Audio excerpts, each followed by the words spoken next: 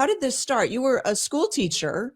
It You were very was. successful as a school teacher. What made you step away? What was the impetus?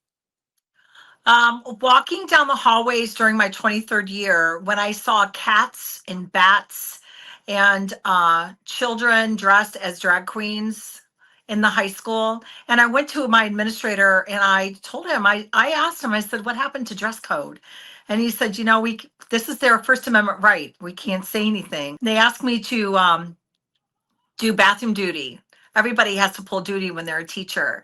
And I said, I told him I'm definitely not the person you want completing bathroom duty. He said, Danita, just keep me out of litigation. And I said, well, I don't know if I can do that because if I'm standing in front of the bathrooms, the boys are going to go in the boys, the girls going in the girls. That's just the way it's going to be.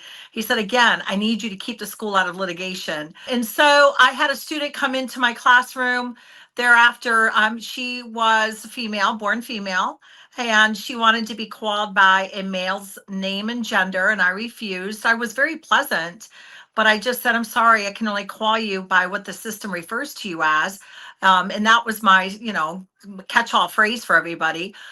She escalated it to administration and they called me in and asked me to refer to her as a boy.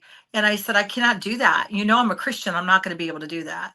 And they were not very happy with me. But the wonderful thing about Virginia is we just had a lot of cases go through and a lot of issues in Loudoun County. But one particular case went through in Loudoun County that gave me the opportunity to hold true to my Christian beliefs. And I told them, I said, you can't force me to refer to a boy or a girl by on the pronoun they were not born with.